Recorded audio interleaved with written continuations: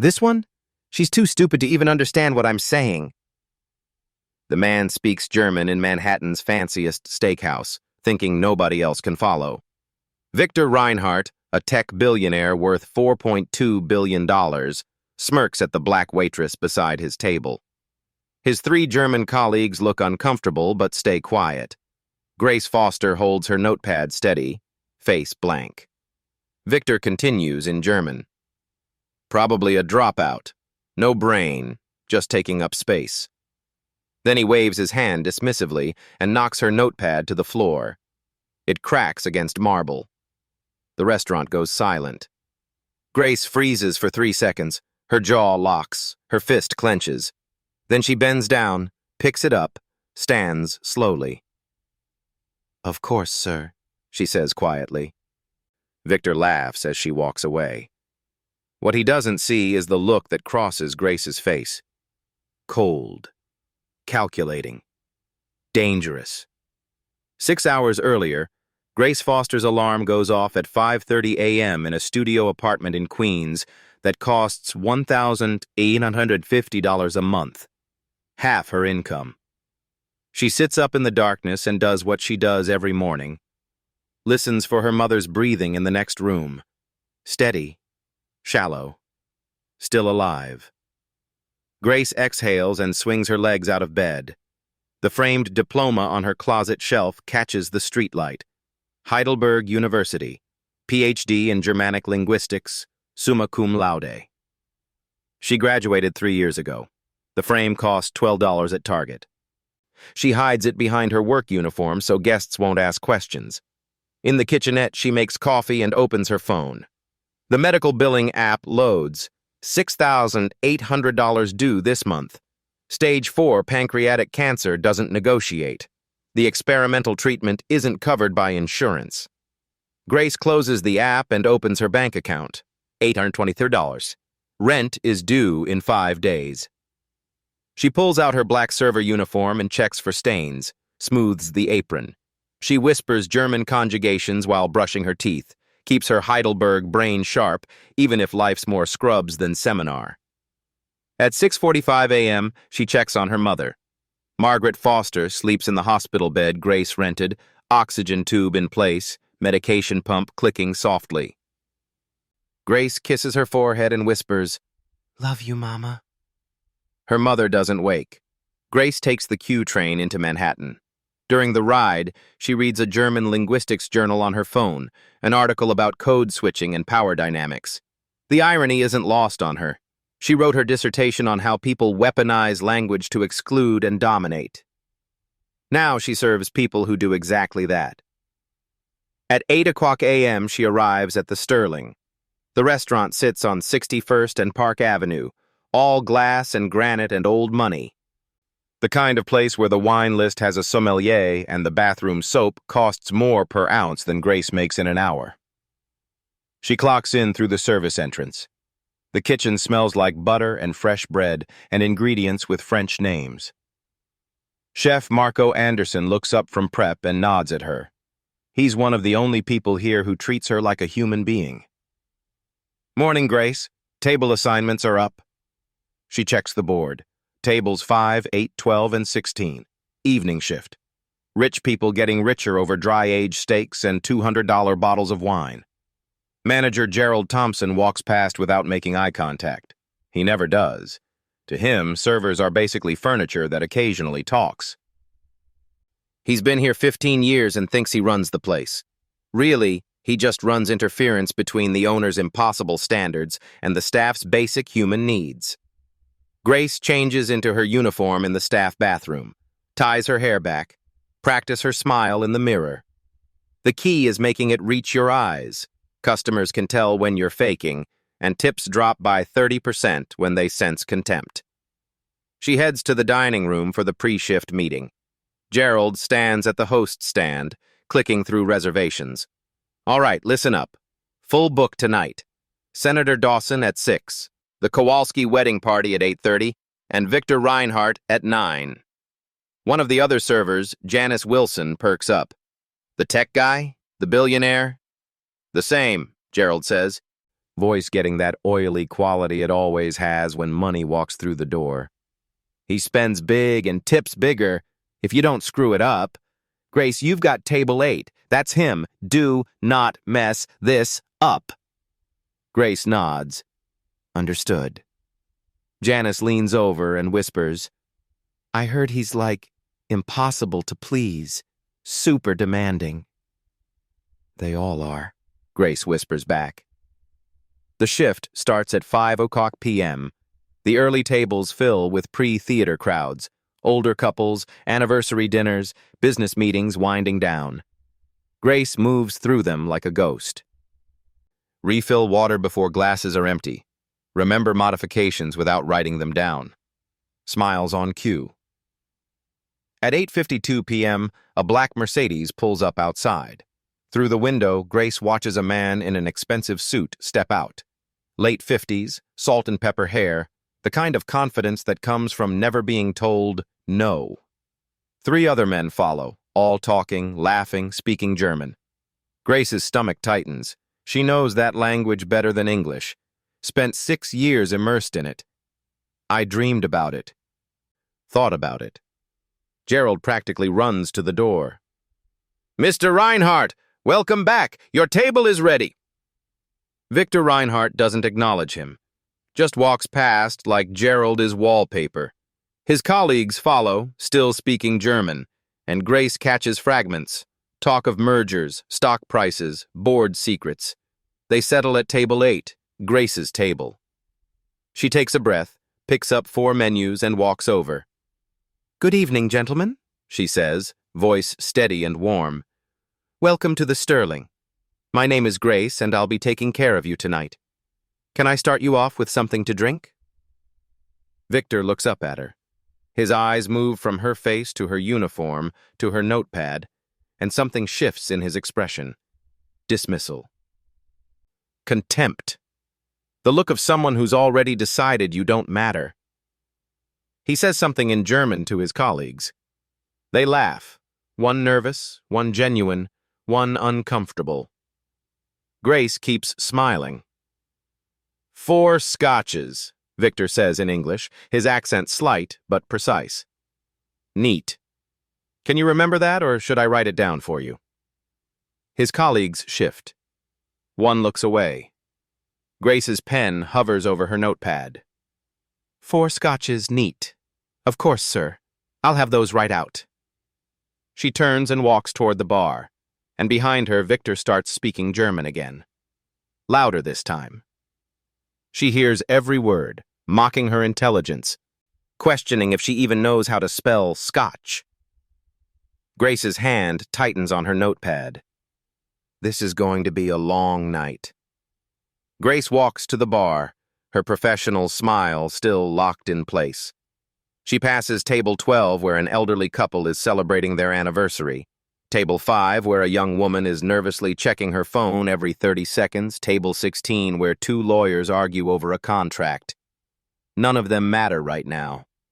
All she can hear is the German floating from table 8. She reaches the bar and leans against the polished wood. 4 scotches, neat.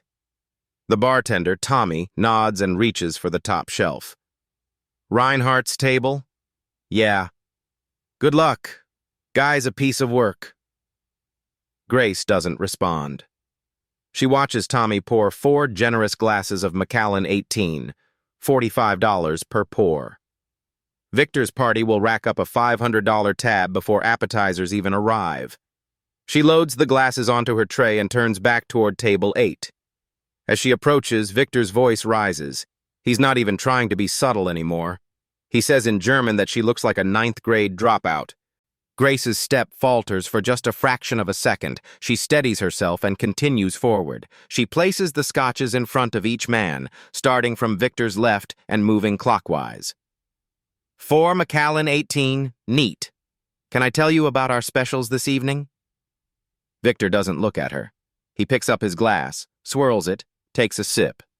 Then he speaks to his colleagues in German again. He claims she probably can't even read the menu, likely just pointing at pictures. The man to Victor's right, younger, maybe 40, with wire-rimmed glasses, glances at Grace uncomfortably. His nameplate would say Stephen Williams if he wore one. He clears his throat. He starts to object in German, but Victor cuts him off with a wave, insisting she doesn't understand a word. Grace stands there, pen poised over her notepad, waiting. The silence stretches. 3 seconds. 5. 10. Finally, Victor switches back to English, speaking slowly and loudly like she's hard of hearing. We need more time to look at menu. You understand? Of course, sir. I'll give you a few minutes. Grace's smile doesn't waver. She turns and walks away with perfect posture. Behind her, Victor's voice rises again in German. He complains she didn't even say thank you. No manners, typical. Grace makes it to the server station before her hands start shaking. She sets down her tray and grips the edge of the counter. Her knuckles go white. Chef Marco pokes his head through the kitchen window. You good? Fine, Grace says without looking at him. That table giving you trouble? Nothing I can't handle. Marco studies her for a moment, then nods and disappears back into the kitchen. Grace closes her eyes and takes 3 deep breaths. In through the nose, out through the mouth, a technique her therapist taught her for managing anger. She's been using it a lot lately. From across the dining room, she hears more laughter from table 8, more German. She doesn't need to hear the words to know what they're saying. She's heard variations of it 100 times before, in university hallways, at academic conferences, in Heidelberg cafes where people assumed the black woman sitting alone couldn't possibly understand the language they were speaking. But this is different. This isn't academia. This is her livelihood. Her mother's treatment depends on her keeping this job, and keeping this job means swallowing her pride and taking whatever these men dish out. She opens her eyes and straightens her apron. Check her reflection in the polished chrome of the espresso machine. Smile in place. Shoulders back. 3 minutes pass. She returns to table 8. Have we decided on appetizers, gentlemen? Victor finally looks at her. Really looks at her. And his expression is pure condescension. He rattles off the order in German first, watching her face for confusion. He orders oysters for himself, lobster for one colleague, charcuterie to share. Grace doesn't react. Don't blink. Just wait. Victor smirks and switches to English. Do you need me to translate, or? The oysters for you, Grace says calmly, writing it down. Lobster bisque for the gentleman in the blue tie, and the charcuterie board to share for the table. Excellent choices. I'll have those right out. She collects the menus and turns away. Behind her, Victor mutters in German. Lucky guess. Grace's jaw clenches so hard her teeth ache. She keeps walking, keeps smiling, keeps drowning, but something is building inside her. Something that's been compressed and suppressed for 3 years of invisible servitude. Something that won't stay quiet much longer. At table 8, Victor raises his glass to his colleagues, a toast in German to stupid people who make their wealth possible. They drink. Grace enters the kitchen. The fuse has been lit. Grace pushes through the kitchen doors. Heat hits her, line cooks shouting, pans clattering, exhaust fans roaring. She hands the ticket to the expeditor and heads for the walk-in cooler. 30 seconds. She needs 30 seconds alone. Cold air wraps around her. She leans against a shelf, lets her mask crack. Hands trembling, breath shallow. 3 years of being invisible. 3 years of swallowing insults. 3 years of people like Victor treating her like furniture. For what? 6 more months for her mother? A year? So Grace can keep paying rent on an apartment that smells like bleach? The PhD in her closet? The jobs she turned down? The career that crumbled when the oncologist said stage 4? 30 seconds up. Grace straightens and walks back into the heat. 8 minutes later, She delivers the appetizers. Victor doesn't look up, doesn't acknowledge the oysters, the bisque, the perfectly arranged charcuterie board. The moment she turns away, he starts again. He asks in German what bothers him most about this country. His colleagues eat, trying to ignore him. Stefan keeps his eyes down. He claims the lower class works restaurants because they're too stupid for real jobs. No education, no culture, no intelligence. This one here is the perfect example. Grace is 3 steps away. She slows but doesn't stop. Grace reaches the server station. Her hands grip the counter. Harder this time. Janice appears with desserts. "You okay? You look..." "I'm fine.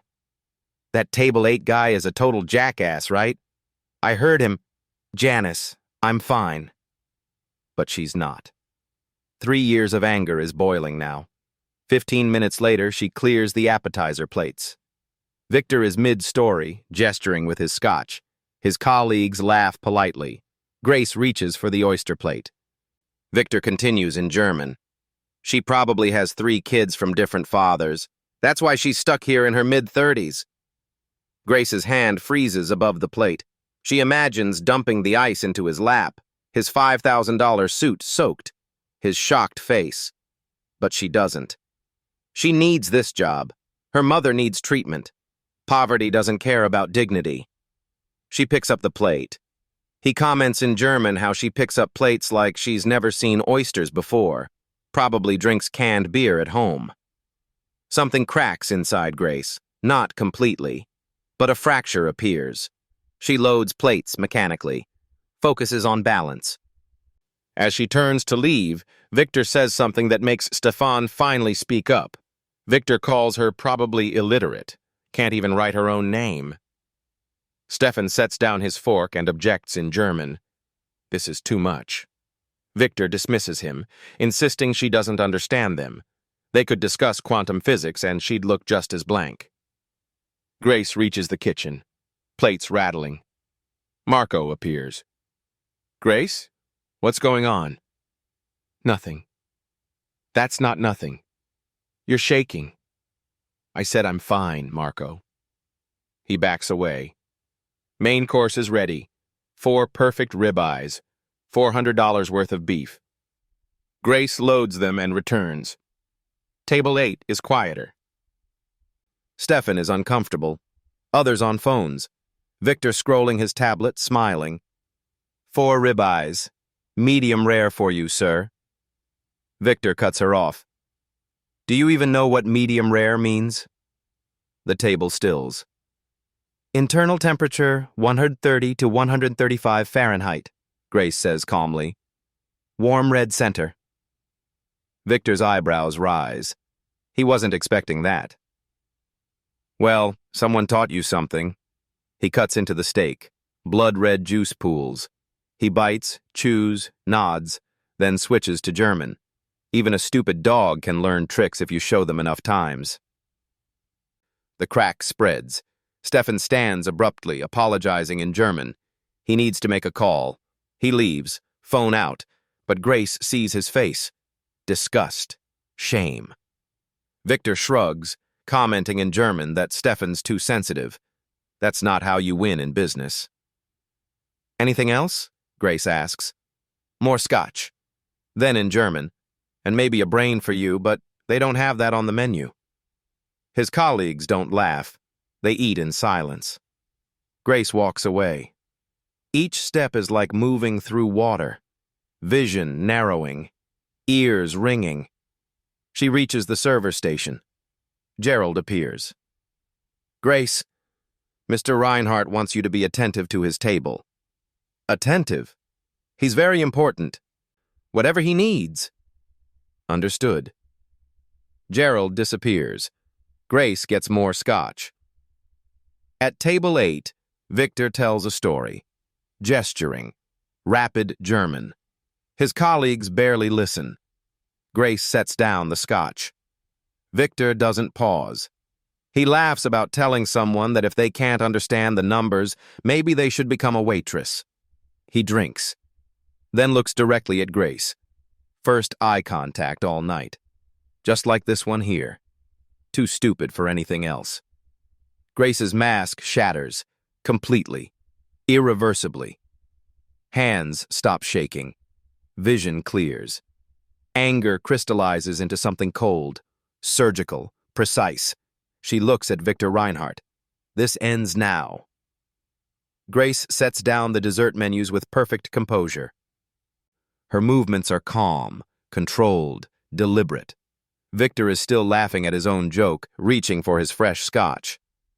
Then Grace speaks, in flawless, accentless High German, the kind spoken by federal judges and news anchors. She recites in German, with perfect clarity, every insult he's made in the last 35 minutes. Too stupid for real jobs, probably illiterate, too stupid for anything else. Victor's scotch glass freezes halfway to his mouth. The restaurant goes silent. The kind of silence where you can hear ice melting in water glasses 3 tables away. Every conversation stops. Every fork pauses. Every head turns. Victor's face drains of color. His mouth opens, but no sound comes. Grace continues in perfect German, her voice steady and clear. She lists his other claims, 3 kids from different fathers, drinks canned beer, can't write her own name. She pauses. Let it sink in. She recalls being called a stupid dog who can learn tricks, being told she looks like a dropout with an empty head. Victor's colleagues have gone completely still. Stefan, who just returned, stops dead. Grace switches to Austrian dialect, the exact same Victor used. She repeats his claim about having nothing in her skull, noting the particularly charming phrasing. Victor's hands tremble. He sets down his glass before he drops it. Grace returns to High German. She informs him formally that she holds a doctorate in Germanic sociolinguistics from Ruprecht Karls University, Heidelberg. Someone gasps audibly. She states her dissertation title, Linguistic Violence and Power Asymmetries in German-Speaking Contexts. An analysis of the CR-do dichotomy as an oppression mechanism. Grace pulls a business card from her apron and places it before Victor. This is her doctoral advisor's contact, Professor Dr. Klaus Zimmermann. He might know him. Victor's eyes widened. His face shifts from white to red. Zimmermann? He stammers. Grace cuts him off smoothly. She confirms, yes, Klaus Zimmermann. He mentioned Victor once. Victor attended his lectures in 1998 but never completed his thesis on semantic pragmatics. She pauses. He said Victor lacked the discipline for it. Victor's face goes purple. His knuckles turn white, gripping the table. How? He sputters in English. Stefan looks struck by lightning. The other executives stare at Grace with shock and awe. Grace switches to flawless English, addressing the entire restaurant. For 35 minutes, this man has been sexually harassing me in German, assuming I wouldn't understand. He chairs an AI ethics board affecting millions. Yet he can't treat a waitress with basic dignity. Phones come out. At least 6 people are recording. Someone whispers, "Is this real?" An elderly man stands from the corner. Distinguished, late 70s, white hair, wire-rimmed glasses. He speaks formal German, introducing himself as Dr. Friedrich Weber, retired professor of Germanic studies at Heidelberg University. Dead silence. Every eye on him. He continues in German. He was on Grace's examination committee. She earned her doctorate 6 years ago with highest honors. Her work on linguistic oppression is now required reading in their faculty. He holds up his phone. The Heidelberg University website shows Dr. Grace Foster's published thesis. Everything she's saying is true. Victor looks sick, gray-faced. Stefan speaks, voice shaking. Mr. Reinhardt, I can't be part of this. I should have spoken up 20 minutes ago. He throws $100 bills on the table. Dr. Foster. He pulls out a business card. My firm needs someone for international communications. $120,000 starting. Please call me. He places the card on her tray and walks out. A woman stands, press badge on her purse. Sarah Mitchell, New York Times. I've been recording this. Mr. Reinhardt, care to comment on how this reflects on your ethics board position? Victor's mouth opens and closes. His assistant Caroline appears, laptop trembling. Sir, it's already on Twitter. The screen is visible. Hashtag German Grace trending. 148K tweets, 9 minutes ago. Top tweet. Breaking. Billionaire AI ethics chair caught harassing black PhD waitress in German. She has doctorate from his university. Full audio below. Victor stares at the screen. At Grace. The phone's pointed at him. His empire crumbles in real time, and Grace Foster is just getting started. Victor's face twists, shock to rage in seconds. He slams his hand on the table. Scotch glasses jump. This is a setup! You're trying to extort me! Grace doesn't move. A setup? I've been serving you for 90 minutes. You chose to insult me. You deliberately hid your credentials. No one with a PhD works as a waitress. You're lying. Dr. Weber steps closer. Dr. Foster's credentials are entirely legitimate. I signed her doctoral certificate myself. Then why is she working here? Victor gestures wildly. Grace takes a slow breath. My mother has stage 4 pancreatic cancer. Treatment costs $6,800 per month, not covered by insurance. I work here to keep her alive. Silence. A woman at table 12 starts crying quietly. Victor snarls. So you're the victim. You speak German, congratulations. That doesn't give you the right to humiliate me. Gerald rushes over. Mr. Reinhardt. Please! Your employee assaulted me verbally. I want her fired, now! Gerald's face goes pale. He looks at Grace, then Victor, then the phone's recording. Sir, I'm sure we can... Fire her! Now! Or I'll make sure every restaurant in this city knows what kind of staff you employ. Gerald's eyes darted around, calculating. Grace sees it. He's choosing the billionaire. Grace, maybe take the rest of the night off. We'll discuss it tomorrow. Discuss what? Whether I'm allowed to defend myself? Mr. Reinhardt is a valued client, and I'm expendable? Gerald won't meet her eyes. I didn't say that. You didn't have to. Victor smooths his jacket. See? Even your manager knows you crossed a line. Harmless? Marco's voice cuts from the kitchen. I heard everything. You called her illiterate, stupid, a dropout. You said she had 3 kids from different fathers. That's racist and sexist. A young woman stands. I'm a labor attorney. What Mr. Reinhardt did constitutes workplace harassment. Victor laughs bitterly. I'm a customer. I was having a private conversation. In a language you thought she didn't understand.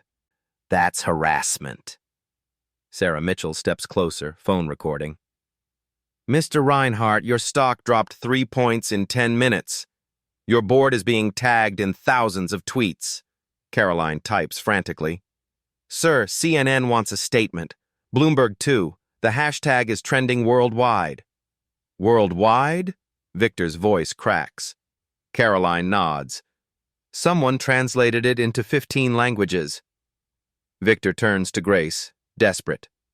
Let's work something out. Privately. He pulls out his wallet, a credit card. I'll pay for your mother's treatment. All of it. Just ask everyone to delete the videos. You think you can buy your way out? Everyone has a price. 50,000? 100? Keep your money. 200,000. Final offer, cash. Grace picks up the card like it's contaminated. Mr. Reinhardt, you spent 35 minutes trying to destroy my dignity. You assumed because I serve food I must be worthless. You used language like a weapon. She places the card back. I don't want your money. I want you to get it. We're not your punchline anymore. Not me, not any of us. Grace gestures to the room. Marco, the attorney, the other servers. Every person you've dismissed, every worker you've mocked, we're done being the joke.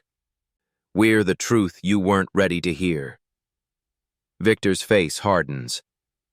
You'll regret this. I have lawyers, powerful friends. I'll bury you. You'll never work anywhere again. Is that a threat, Mr. Reinhardt? Sarah asks, phone aimed. Victor realizes too late he's still being recorded. An older black woman stands. I'm Judge Patricia Thompson, retired. Mr. Reinhardt, what you just said constitutes witness intimidation. I suggest you stop talking. Victor looks around. Every face watching, every phone pointed. His two executives stand quietly. One drops cash on the table.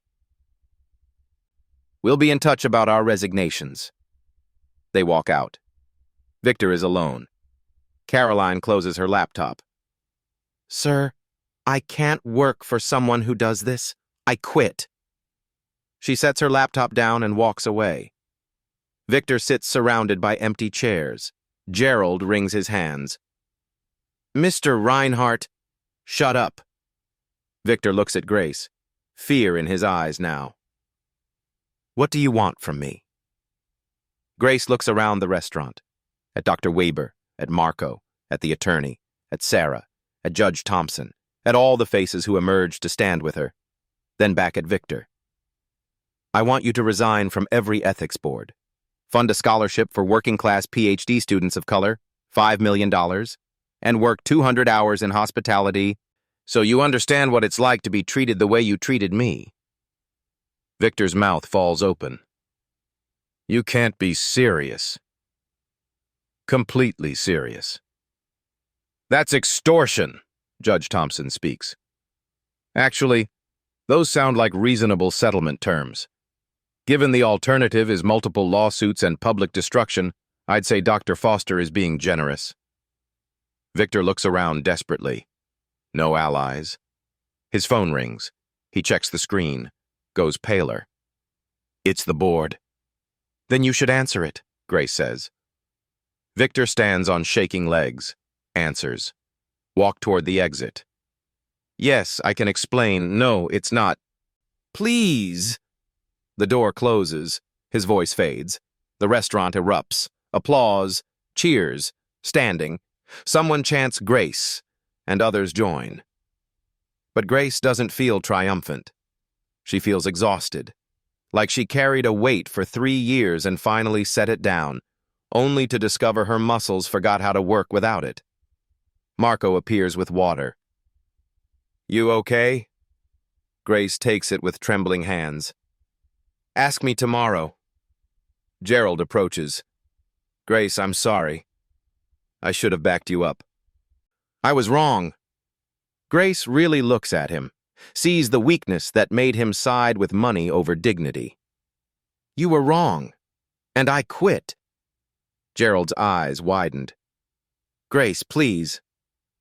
I won't work for someone who would sacrifice me to protect a bully. I'm done. She unties her apron, folds it neatly, hands it to him, then turns to the restaurant. Thank you, all of you.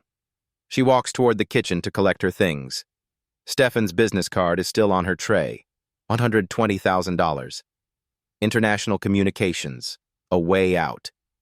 But first, she needs to check on her mother. Grace pushes through the kitchen doors one last time. The heat, the noise, the familiar chaos. It all feels different now, like she's already left. She opens her locker and pulls out her phone. 17 missed calls, 63 text messages, social media notifications exploding into the thousands. But there's only one number she cares about. She calls the hospice nurse. Ms. Foster, your mother's stable, resting comfortably, everything's fine. Grace closes her eyes, let out a breath she didn't know she was holding. Thank you. I'll be there in an hour. She hangs up and reaches into her locker. Behind the uniforms is the framed diploma. Heidelberg University, Doctor of Philosophy, summa cum laude. She takes it out. Hold it. Really look at it for the first time in months. Dr. Grace Foster. She was someone once. She can be someone again. Marco appears in the doorway. The dining room's going crazy. People want to talk to you. There's someone you should meet first. Grace follows him back out. The restaurant is still packed. Nobody's left. If anything, more people have arrived. Word spreads fast in Manhattan. Dr. Weber approaches, moving slowly with a cane she hadn't noticed before. Up close, his eyes are kind, familiar somehow. He speaks to her in German, a formal request for a private word. Grace nods. He gestures to an empty table. They sit. He tells her in German that he remembers her defense exactly. She was brilliant, fearless, just like tonight. Thank you, Professor. He asks in German why she works here when she could teach anywhere with her talent. Grace's throat tightens. My mother... He holds up a hand, switching to German. He knows, he heard, but what comes next? Grace looks down at her hands. I don't know. I just quit. I have $823 in my bank account and rent due in 5 days. My mother's next treatment is in 2 weeks. I don't... Her voice breaks. I don't know what comes next. Weber reaches into his jacket and pulls out a business card, but not his own. This is Dr. Ellen Shaw. She runs the International Linguistics Institute at Columbia. I called her 10 minutes ago. She has a position opening next month, Associate Professor of Sociolinguistics. Starting salary is $95K base, plus remote options for caregiver leave. She specifically asked about your mom's situation. Health insurance that covers pre-existing conditions. Grace stares at the card. Her hands start shaking. I can't just... She wants to interview you tomorrow, 2 p.m. I told her you'd be there. But my mother's treatment... The insurance starts immediately upon signing. I checked. Grace's vision blurs. She blinks hard, but tears spill anyway. Why are you doing this? Dr. Weber's expression softens. Because 40 years ago, I was an immigrant teaching German at a community college in Brooklyn. I had a PhD from Vienna, but American universities wouldn't hire me. I cleaned offices at night to pay rent. He pauses. A student saw me emptying trash cans one night.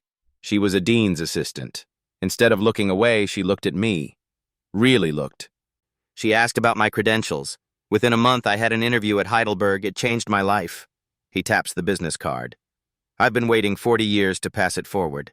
Tonight, I found the right person. Grace can't speak, can't breathe. Sarah Mitchell approaches the table. Dr. Foster, I'm running this story in tomorrow's Times. Front page, above the fold. But I need a quote from you. What do you want people to know? Grace wipes her eyes, thinks. Tell them we're here. The people who serve your food, clean your offices, drive your cars. We're not invisible. We have PhDs, master's degrees, talents you've never asked about. We're here because life is complicated and survival requires compromise. But we're still here. We're still brilliant. And we're still listening. Sarah types it all down. That's perfect. Thank you. She walks away, already on her phone. Stephen Williams appears next, the executive who walked out on Victor. Dr. Foster, I meant what I said. The job offer stands. $120,000. International communications. But after what Dr. Weber just told you, I understand if you want to teach instead. Grace looks at both cards. 2 futures. 2 possibilities. Can I think about it? Take all the time you need. My card's good for a year. He shakes her hand and leaves. The dining room is buzzing. Grace sees Gerald in the corner, talking frantically on his phone, probably to the owner, explaining why his star server just quit on the busiest night of the month. She doesn't feel sorry for him. Judge Thompson approaches. Dr. Foster, I took the liberty of documenting everything tonight. If Mr. Reinhardt doesn't follow through on your terms, you have grounds for a substantial lawsuit. I'm happy to recommend attorneys. I don't want to sue him. I just want him to change. Then you're a better person than most. The judge hands her a card anyway. Just in case. Grace pockets it. More people approach. A food blogger wants an interview. A documentary filmmaker. It's overwhelming. Too much. Too fast. Marco gently intervenes. All right, everyone. Give her some space. She's had a long night. He guides Grace back toward the kitchen, away from the crowd, the noise, the attention. You okay? He asks again. This time, Grace almost smiles. Ask me tomorrow. That's what you said last time. I know, but this time it might actually be true. She collects her things from the locker, the diploma, her jacket, her phone still buzzing nonstop. As she heads for the exit, she passes the server station one last time, the place where she stood trembling an hour ago, wondering if she should speak up or stay silent. She chose to speak, and everything changed. Outside, the Manhattan night is cool. The street is busy, cabs honking, people rushing, the city that never stops. Grace pulls out her phone and calls her mother's nurse again. It's me. Is she awake? Can I talk to her? A pause. Then her mother's voice, weak but clear. Gracie, baby, what's wrong? It's late. Grace's throat closes. She swallows hard. Nothing's wrong, Mama. Everything's actually right. For the first time in 3 years. What happened? Grace looks back at the Sterling. Through the window, she can see people still talking, still recording, still processing what they witnessed. I'll tell you when I get home. But, Mama, I think we're going to be okay. Her mother's laugh is soft, tired, but genuine. We've always been okay, baby. We've got each other. I know, but now we might have a little more than that. She hangs up and starts walking toward the subway. Behind her, the Sterling's windows glow warm against the dark street. Ahead of her, the city stretches out in a million possibilities. Dr. Grace Foster. She was always someone. Now the world just knows it. 24 hours later, Grace's face is everywhere. She wakes up to her phone ringing. It's been ringing since 6 a.m. Dr. Foster, this is Good Morning America. She hangs up. It rings again. Dr. Foster, CNN here. She turns it off. In the next room, her mother is awake, watching TV. Grace hears the news anchor. Viral moment capturing the world's attention. Hashtag German Grace has been tweeted over 3.2 million times. The video has 50 million views. Grace walks in. Her mother looks up, tears streaming. Baby, I had no idea. All this time, I didn't want you to worry. Mama, you have a PhD. You're brilliant. And you've been serving tables because of me? Grace sits on the bed, takes her mother's hand. Not because of you. For you. There's a difference. Her mother squeezes tight. What happens now? Interview at Columbia at 2, and about 20 other offers to sort through. The TV continues. The anchor interviews someone. Victor Reinhardt. He looks terrible. Bags under his eyes, hair uncombed. Mr. Reinhardt, you've resigned from 3 boards. Your stock dropped 18%. What do you say? Victor stares at the camera. I was wrong. Completely wrong. I allowed arrogance and prejudice to hurt someone who didn't deserve it. Dr. Foster was doing honest work. I treated her like she was beneath me. Will you follow through on her demands? Yes, all of it. $5 million transferred to the Foster Scholarship Fund. I start my first restaurant shift Monday. 200 hours? 200 hours, maybe more. However long it takes to understand what I did. The anchor leans forward. Some call this career suicide. others genuine accountability. What do you say? Victor looks at the camera. I'm grateful, Dr. Foster gave me the chance to be better. I don't deserve forgiveness, but I'll spend my life trying to earn it. Commercial. Grace's mother mutes it. Do you forgive him? Grace thinks. I don't know yet, but I think he might change. That's enough for now. Her phone buzzes. Text from Dr. Weber. Turn on Channel 8. Now. Grace switches channels. Local news. Reporter outside the Sterling. Stunning turn of events. The owner announced major changes. Manager Gerald Thompson terminated. All servers now receive $25 per hour, full benefits, protection from harassment. The owner cited Dr. Grace Foster's courage as the catalyst. Text from Marco. Did you see?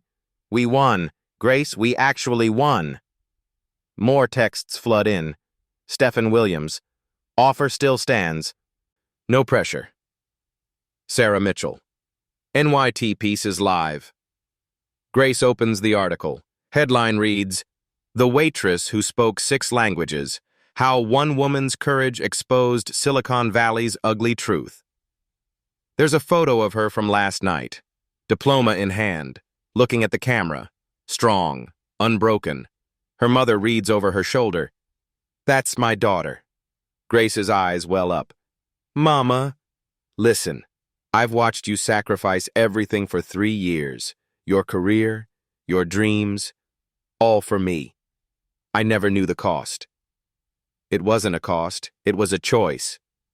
Then let me choose too. Take that Columbia job. Teach. Do what you were meant to do. But the treatment will be covered by your new insurance. Dr. Weber made sure, didn't he? Grace nods. Then it's settled. Show them what I already know. You're the smartest, strongest woman in any room. Grace hugs her mother carefully, mindful of tubes and wires. I love you, Mama. I love you too. Now get ready. Can't show up to Columbia like you just woke up. Grace laughs through tears. 3 hours later, she stands outside the International Linguistics Institute at Columbia. Old brick and ivy, the smell of books and possibility. Her phone buzzes. Unknown number. She answers. Dr. Foster, this is Klaus Zimmermann from Heidelberg. Grace's breath catches. Her doctoral advisor. Professor, I saw the video. Friedrich sent it. Grace, I'm incredibly proud. Her eyes sting. Thank you. Your dissertation has been downloaded 100,000 times in one day. Universities worldwide are adding it to their curriculum. Your work is getting the recognition it deserves. Grace leans against the building. I don't know what to say. Say you'll keep fighting, keep speaking, keep showing the world that brilliance doesn't come with a uniform. I will. I promise. Good. Now ace that interview. Dr. Shaw is expecting you. He hangs up.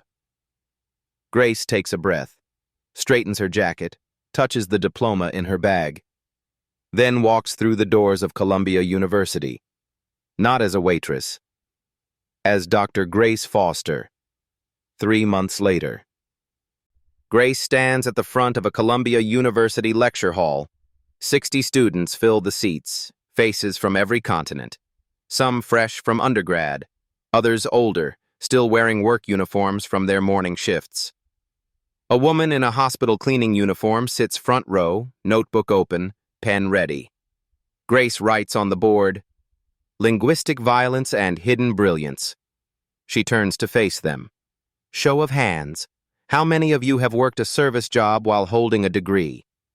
Nearly every hand goes up. How many have been treated like you're stupid because of the uniform you wore? The hands stay up. Some students look down, remembering. Now, how many times did the person insulting you have no idea who you really were?